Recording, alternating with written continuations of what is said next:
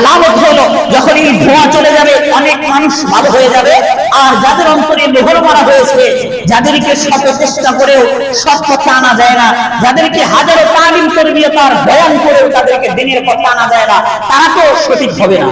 তারা মনে করবে বিভিন্ন ধরনের ব্যাখ্যা দিবে, তারা ভাববে হয়তো আকাশে যেই ধূমজাল রয়েছে, বিভিন্ন ধরনের তারকা উপগ্রহ রয়েছে, বিভিন্ন ধরনের যেই গ্রহ রয়েছে, নক্ষত্র রয়েছে, সেগুলোর সংঘর্ষণের কারণে হয়তো এই ধোঁয়া সৃষ্টি হয়েছে। তারা বৈজ্ঞানিক ব্যাখ্যা দিয়ে তবুও আল্লাহর পথে আসবে না।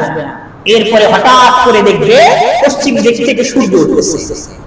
পশ্চিম দিক থেকে সূর্য ওঠার আগে প্রায় 6 মাসের একটি ব্যবধানে একটি রাত হবে, দিন আর হবে না।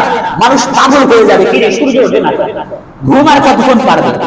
10 ঘন্টা 12 ঘন্টা 20 ঘন্টাই নাই ঘুমাইবে, এরপর ঘুম থেকে উঠবে কিন্তু সূর্য উঠবে না, অন্ধকার পুরো পৃথিবী। মানুষ অস্থির হয়ে যাবে, কাজকর্ম তো সব অকেজ। কয়দিন খাবে মানুষ? যখন মানুষ আলো না পাবে তখন তার ভিতরে যে একটা অন্ধকার জমা নিবে, এই অন্ধকারের হতাশায় সে মরতে শাসন করবে। যেমন মনে করেন জেলখানায় যারা যায়, তাদের অন্যতম একটা শাস্তি হলো তারা কিন্তু আলো বাতাস দেখে না। জেলখানায় অন্যতম একটা শাস্তি হলো বাহিরের আবহাওয়া তারা দেখতে পারে না। এই যে একটা হতাশাগ্রস্ত অবস্থা, একটা বিকারগ্রস্ত অবস্থা তৈরি হয়, এটা কিন্তু জেলখানাবাসীর জন্য খুব শাস্তি না। যখন সূর্য উঠবে না, অন্ধকার কিছুই দেখা যাবে না, আলো আপনি লাইটের পাওয়ার কতক্ষণ রাখবে, বিদ্যুৎ আর কতক্ষণ চলবে, এইভাবে দীর্ঘ একটি সময় রাত হবে। হঠাৎ করে দেখবে পশ্চিম দিক থেকে সূর্য উঠতেছে।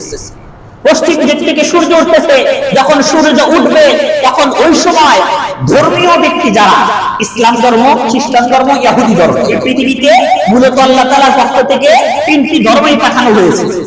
এই ধর্মের ধর্মীয় ব্যক্তি যারা, তারা তো কিতাব পড়ছে, কোরআন পড়ছে, তাদের ধর্ম শিখছে।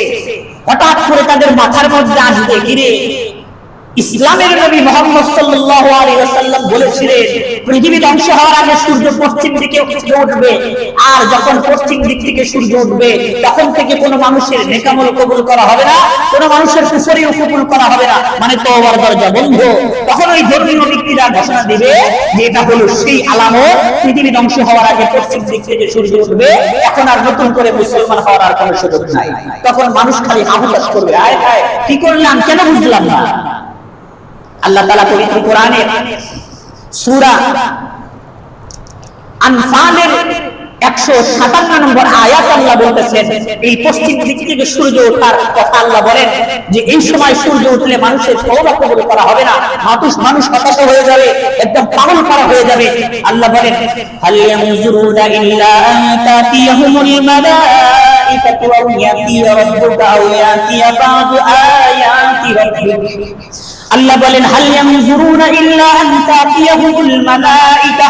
দুনিয়াতে যাদেরকে ভালোর কথা বলা হয়, যাদেরকে নেকির দিকে ডাকা হয়, যাদেরকে দ্বীনের দিকে আহ্বান করা হয়, তারা বিভিন্ন অজুহাত দিয়ে মসজিদে আসতে চায় না, বিভিন্ন ওজর আপত্তি পেশ করে ভালো হতে চায় না, বলে ভালো হয়ে লাভ কি, চতুর্দিকে খারাপ মানুষ, আমি একা ভালো হয়ে লাভ কি, ভালো হয়ে কয়জন ভাগ পাইছে, এরকম বলে কিনা? কি বলে?